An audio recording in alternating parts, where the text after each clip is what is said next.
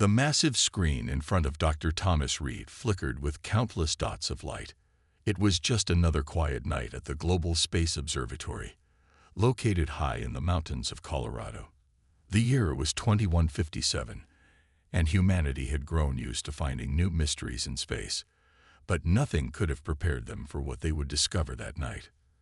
Dr. Reed sipped his coffee, his tired eyes scanning the data streams from humanity's most powerful deep space telescope.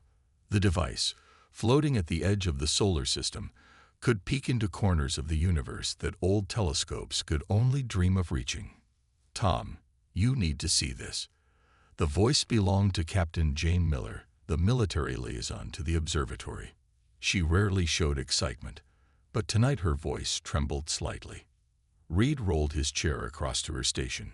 "What is it, Jane?" "Look at these patterns." She pointed to a series of numbers flowing across her screen. "They're coming from the edge of the observable universe, but they're not random." Reed leaned forward, his coffee forgotten.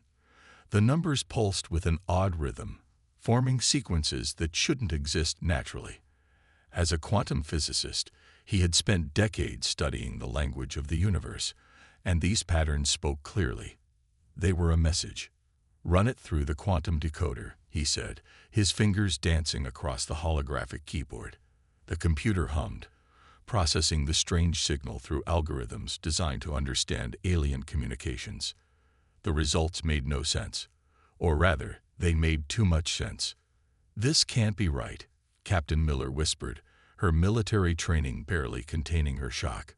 "The signal, it's proving the existence of parallel dimensions, but not just any dimensions." Reed nodded slowly, his mind struggling to accept what the data revealed. "Heaven and hell," he said quietly. "These are mathematical proofs of their existence, not as religious concepts, but as real places."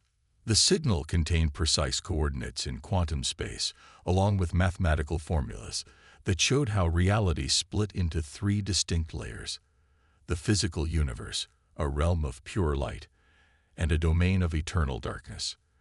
The proof was elegant, simple, and absolutely undeniable. Captain Miller pressed a button, initiating the observatory's emergency protocols. Within minutes, screens lit up as calls came in from other observatories around the world. They had all detected it. The signal was growing stronger. "We need to alert the Global Council," Miller said, already drafting a report. "This changes everything we thought we knew about reality." Reed couldn't take his eyes off the numbers. Something about them seemed familiar, like a half-remembered dream. As he studied them more closely, he noticed a pattern within the pattern, a signature of sorts. "Jane," he called out, his voice tight with tension, "look at this subsequence. It's a timestamp, but not from the present." She joined him again, and together they decoded the temporal marker. The signal hadn't been sent from the edge of space. It had been sent from Earth itself, but from a point thousands of years in the future. "It's a warning," Reed realized, cold sweat forming on his forehead. "Or an invitation. Maybe both." The observatory's AI systems began cataloging similar signals appearing worldwide. Each one carried the same basic message, but contained different pieces of a larger puzzle. Humanity had just been handed proof that heaven and hell were real, along with coordinates to reach them. As the night wore on, Reed and Miller worked tirelessly to understand the implications. Neither spoke the thought that weighed heavily on their minds. If heaven and hell were real, and if humanity now had the means to reach them, whose side should they take? Or should they take any side at all? The first light of dawn crept over the mountains, finding the two scientists still at their posts. They knew that this day would mark the beginning of humanity's greatest challenge. The choice they would make would not just affect Earth, but would reshape the very fabric of existence itself. Little did they know, beings of light and shadow were already watching, waiting to see what humanity would do with their newfound knowledge. The game of cosmic chess had begun, and humanity had just become the most important piece on the board. 3 months after the discovery, Major Robert Wilson stood at the window of his office in the Global Defense Headquarters, watching the protests below. The crowds had grown larger each week, their signs reflecting the deep divisions that now split humanity into three distinct groups. To his left, the believers gathered, dressed in white, their banners proclaiming messages of peace and divine connection. They wanted immediate contact with the heavenly realm, believing it was humanity's destiny to join the forces of light. To his right, the wardens assembled in dark military-style clothing, their chants calling for preparation against Hell's forces. They saw the discovery as a warning of coming war and demanded the world's armies unite against the infernal threat. Between them stood the neutrals, wearing their signature gray, holding signs that read Earth First and Our Own Path. These were the ones Wilson secretly agreed with, though his position required strict neutrality. "Sir," his assistant called from the doorway, "the Global Council is ready for your briefing." Wilson straightened his uniform and picked up his tablet. The screen displayed classified footage from riots that had broken out in 12 major cities. Churches burned while new temples rose. Military bases faced daily protesters demanding access to advanced weapons. Inside the council chamber, 50 of the world's leaders waited, their faces showing the strain of recent weeks. Some attended via hologram, their blue-tinted forms flickering slightly. "Ladies and gentlemen," Wilson began, "the situation is deteriorating faster than predicted. We've recorded 300 major conflicts between factions this week alone." He pulled up a global map showing hotspots of unrest. The believers have taken control of several space research facilities, believing they can use our quantum technologies to open portals to heaven. The wardens have begun stockpiling weapons and recruiting from military ranks. The neutrals are caught in between, trying to maintain order. An elderly councilwoman from India raised her hand. "And what of the signal? Has there been any progress in understanding its full message?" Wilson nodded to Dr. Reed and Captain Miller, who sat in the corner. They had barely slept since their discovery, working to decode the complicated mathematical patterns hidden within the signal. "We've confirmed it's authentic," Reed said, standing. "But there's more. The signal contains fragments of what appears to be a larger message. We believe similar signals are hidden throughout human history, in ancient texts and structures. We just never had the technology to detect them before." The chamber erupted in whispers. Wilson watched the faces of the council members, noting who looked frightened and who looked eager. He had been tracking such reactions carefully, building a network of those he could trust. "There's something else," Wilson added, his voice cutting through the noise. "Our deep space monitors have detected movement at the coordinates provided in the signal. Something is coming." The room fell silent. On the main screen, Wilson displayed images from the quantum telescope. Vast shapes moved in the darkness between stars, some bright as newborn suns, others dark as the space between galaxies. "We estimate 2 weeks before they reach our solar system," he continued. "Whatever we decide to do about heaven and hell, we need to decide quickly." A younger council member stood up. "We should vote now. Choose our allegiance before they arrive." "No," Wilson said firmly. "We need more time to understand what we're dealing with. I have a team working on a project, something that might give us another option." He didn't mention that the project existed only in his mind so far, or that he had secretly recruited Dr. Reed and Captain Miller to help him. They were humanity's best chance at finding a different path. As the council argued, Wilson's tablet lit up with an urgent message. New signals had been detected, coming from deep within Earth itself. Ancient signals, awakening after millennia of silence. The game was moving faster than anyone had expected, and humanity was running out of time to make its choice. It happened during a normal Tuesday afternoon. Dr. Amanda Gray was working in her quantum communications lab when every electronic device in the world stopped for exactly 3 seconds.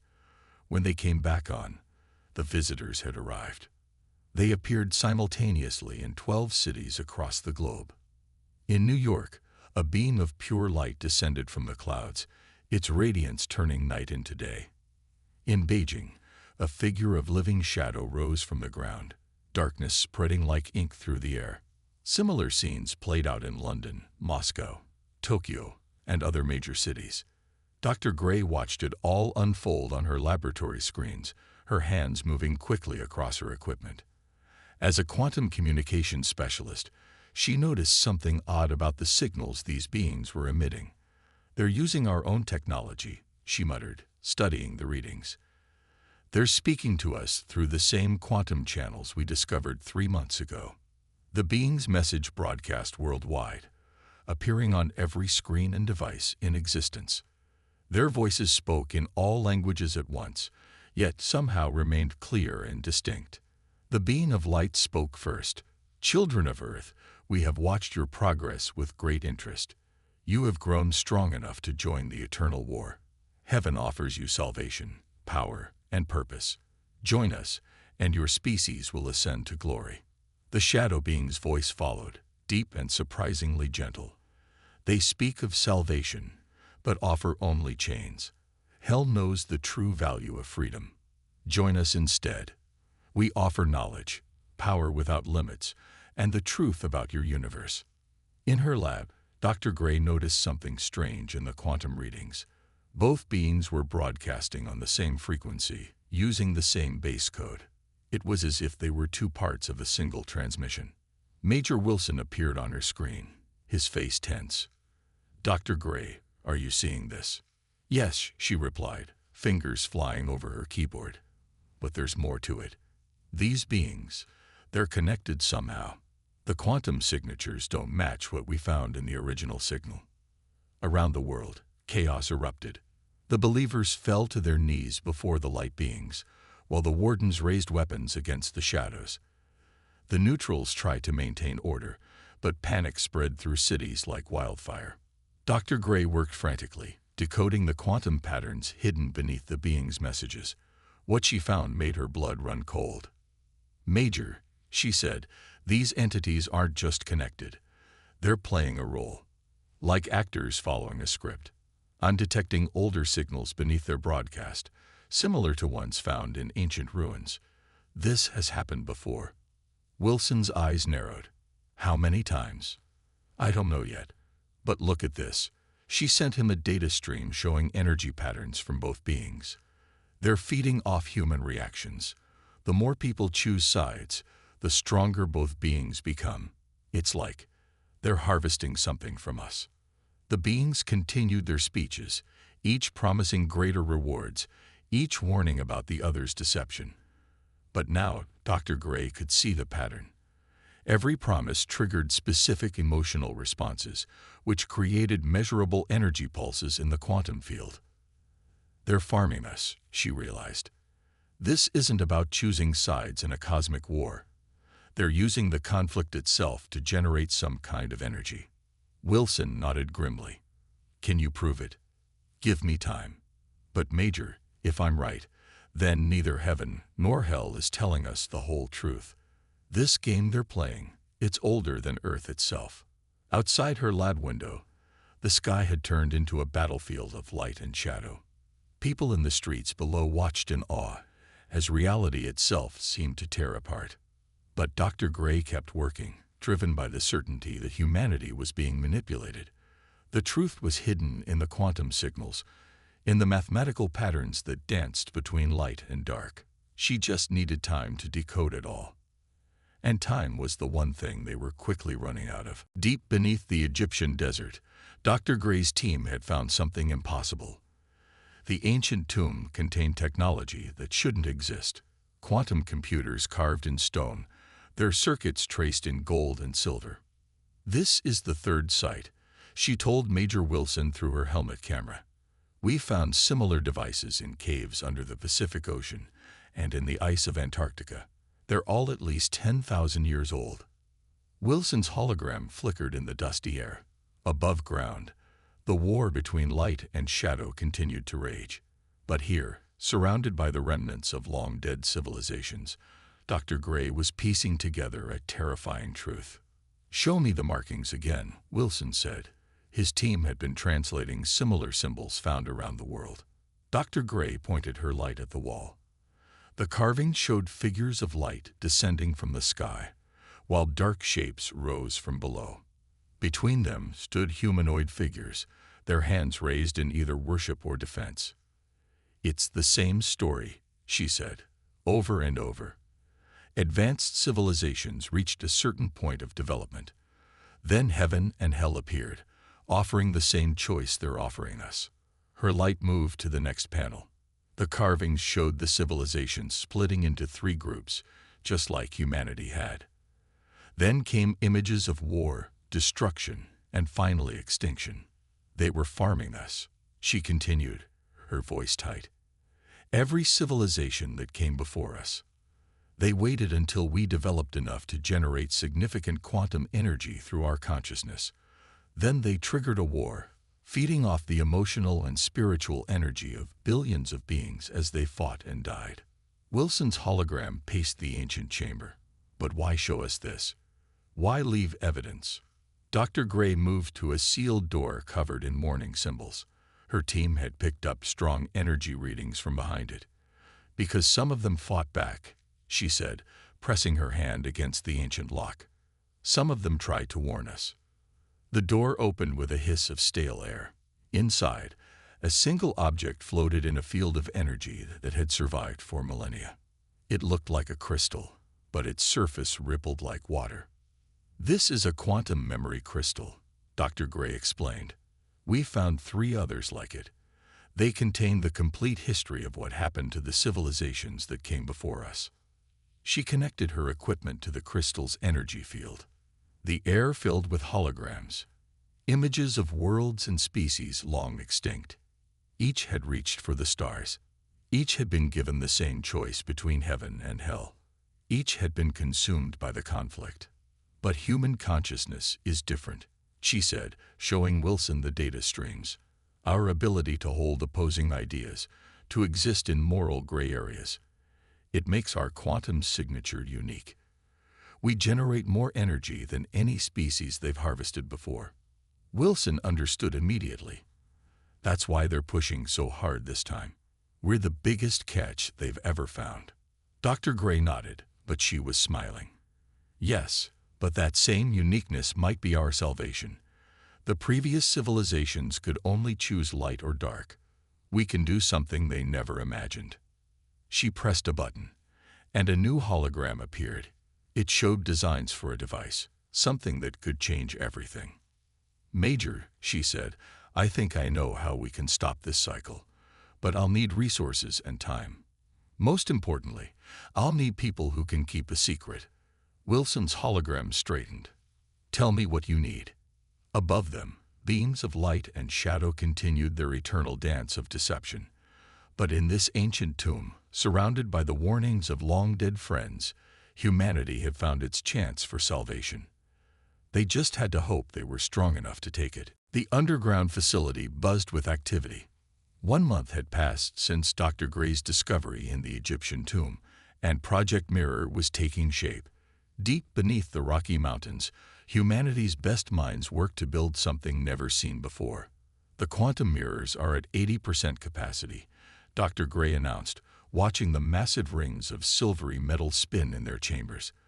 The device looked simple, but it contained technology from both humanity's present and its ancient past.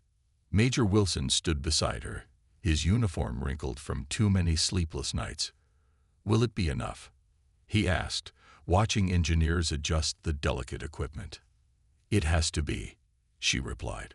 Above them, through miles of rock, the war between heaven and hell grew worse each day. Cities lay in ruins as light and shadow fought for control of human souls. The main chamber housed 3 quantum rings, each larger than a football field. They spun in different directions, creating a field that could reflect both divine and infernal energy. But the real secret lay in how they used human consciousness itself. The previous civilizations tried to fight them directly, Dr. Gray explained to the team leaders. "That's why they failed. We're not going to fight. We're going to turn their own energy against them." On her screens, data showed how human minds generated unique quantum patterns. Unlike other species, humans could hold opposing thoughts at once. They could understand both good and evil, light and dark, without fully choosing neither side. Project Mirror works because we're using their own game against them, she continued. When they try to harvest our quantum energy, the mirrors will reflect it back, amplified by our collective consciousness. A young engineer raised his hand. But won't they detect what we're building? Major Wilson stepped forward. That's why we're letting them think they're winning. The fighting above, it's all controlled. Our people are making it look like we're falling into their trap. The team had worked out that heaven and hell weren't truly separate forces. They were two parts of the same entity, playing both sides to harvest the energy of developing civilizations, but they had never encountered a species that could see through their game. Suddenly, alarms blared throughout the facility. Dr. Gray rushed to her main console, her fingers flying over the controls. They're making their final move, she said. Both sides are launching a full attack. They think we're about to destroy ourselves. Wilson grabbed his phone, connecting to military commands worldwide. All forces, hold position. Let them think they're breaking us. Everything depends on the next 12 hours. The quantum rings spun faster, their hum rising to a deep vibration that shook the mountain. Engineers worked frantically, making final adjustments as energy readings climbed higher. Look at these readings, Dr. Gray said, pointing to her screen. They're putting out more power than ever before. They think they're about to harvest the biggest quantum crop in their history. Through the facility's cameras, they watched as beams of light and shadow filled the skies above every major city. Their powers were on full display, meant to awe and terrify humanity into final submission. But in the ancient tomb, Dr. Gray had found more than just warnings. She had found hope. The quantum memory crystals hadn't just shown her how previous civilizations fell, they had shown her how humanity could survive. Project Mirror, at 95% capacity, called out a technician. We'll reach full power when they begin their harvest. Dr. Gray looked at Major Wilson, both of them knowing that everything rode on the next few minutes. Above them, heaven and hell prepared to feed on humanity's destruction. Below, humanity prepared to show them something they had never seen before. The time had come to rewrite the rules of a game as old as the universe itself. The sky burned with light and shadow as heaven and hell launched their final attack. Beams of pure radiance descended like falling stars, while creatures of darkness rose like tide of living night. They converged on every major city, certain of their victory. In the command center deep beneath the mountains, Dr. Gray watched the energy readings spike off her charts.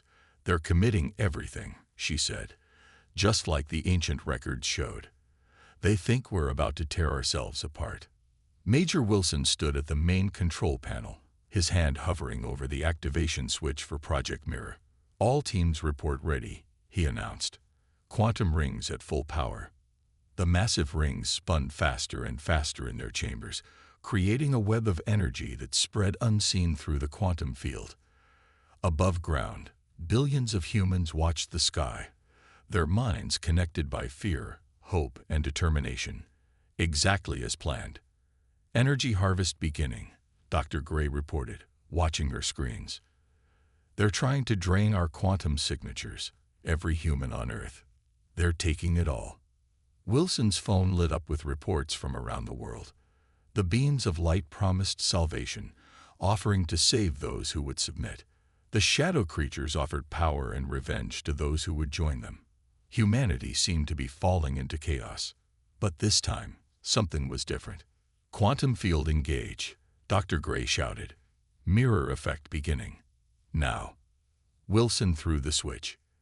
The effect was instant and spectacular. As heaven and hell tried to harvest humanity's quantum energy, Project Mirror activated. The three massive rings reversed the flow, sending the energy back through the same channels they used to steal it. In the sky above every city, beams of light and shadow suddenly froze. Their forms wavered as their own power was turned against them. The quantum energy they had been collecting for eons began flowing backward, overwhelming their carefully built systems. It's working. Dr. Gray's voice was thick with emotion. The mirror effect is stable. Their own harvest is feeding back into them, amplified by human consciousness. On the screens, they watched as the truth became visible to everyone. Where beings of pure light and absolute darkness had stood, now people could see their true form, a single entity that had been playing both sides, feeding off the conflict it created. The entity tried to break free, tried to separate back into its light and dark aspects. But humanity's unique consciousness, their ability to understand and accept both sides of any conflict, had created something the harvesters had never encountered before, a perfect mirror. "They're trying to shut down the harvest," Wilson reported, reading incoming data. "But they can't. They're locked into their own trap." Dr. Gray nodded. "Because we're not fighting them. We're not choosing sides. We're simply showing them themselves, reflected through humanity's understanding." Around the world, the beings began to fade. Their power, turned back upon itself, was breaking their hold on our reality. The harvest they had planned for humanity was becoming their undoing. "Send the message," Wilson ordered. "Let them know our terms." Dr. Gray activated the quantum transmitter they had built using knowledge from the ancient ruins. Her voice, translated into pure energy, reached out to the failing entity that had posed as both heaven and hell. "We choose neither light nor dark. We choose to be what we are, human. This is our world, our reality. You will never harvest here again." The entity's form collapsed in on itself, its own power becoming its prison. In the sky above Earth, where armies of light and shadow had gathered to feed on humanity's fear, now there was only the clean light of stars. In the command center, humans let out a cheer that shook the mountain.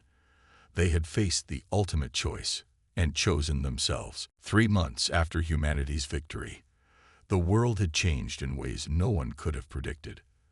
The quantum energy released during the confrontation had altered the very fabric of reality, giving humans abilities they were only beginning to understand. Dr. Gray stood at the window of the new Global Unity Center, watching children play in the park below. Some of them were floating a few inches off the ground, their natural quantum abilities already showing. Others were creating small lights between their hands, learning to control the energy that now flowed freely through human consciousness. "The latest reports are in," Major Wilson said, joining her at the window.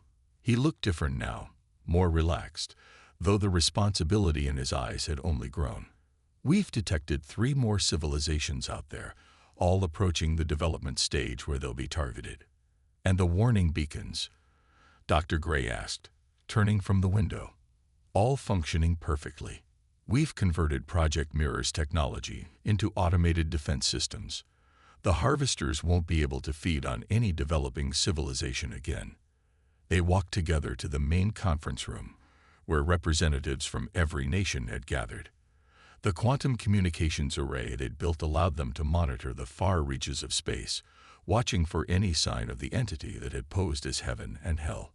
"We found something interesting in the ancient records," a young researcher reported, projecting images from the quantum memory crystals. "We weren't the first to fight back, but we were the first to succeed. The others, they left us the tools we needed, sacrificed themselves to give us a chance." Dr. Gray nodded, remembering the warnings and technologies they'd found buried beneath the earth. "And now it's our turn to help others." On the main screen, they watched as their quantum beacons spread through space, carrying humanity's message to every developing civilization. "You are not alone. You don't have to choose between light and dark. There is another way." The entity that had harvested countless civilizations was now trapped in a quantum prison of its own making, its power turned endlessly back upon itself. But humanity had chosen not to destroy it. Instead, they had built a monument around its prison, a reminder of the choice they had made. "We're getting responses," Wilson said, checking his datapad. "Other civilizations, ones that hid from the harvesters. They want to meet us." Dr. Gray smiled. The universe was turning out to be very different from what anyone had imagined. Not a battlefield between good and evil, but a complex web of civilizations, each with their own path to follow. In cities around Earth, new structures rose into the sky, built with a combination of human technology and quantum engineering. They weren't temples to light or dark, but centers of learning where people could explore their new abilities and understand their place in the universe. The children are asking questions, Wilson said, watching the young ones play with their newfound powers. They want to know if we're the good guys or the bad guys now. And what do we tell them? Dr. Gray asked, though she already knew his answer. We tell them the truth. We're human. We're neither angels nor demons. We're something much more interesting. We're people who can understand both sides of any story and still choose our own path. As the sun set over the changed Earth, quantum signals carried humanity's final message to the stars. It wasn't a message of light or darkness, good or evil. It was simpler than that, yet more powerful. To all who can hear us, you don't have to choose their sides. You can choose to be yourself. And if you need help, if the harvesters come for you, look for our beacons. Follow them home. We'll be waiting. And in the vast quantum web that connected all living things, countless civilizations heard their message, and for the first time in the history of the universe, they felt something new: hope.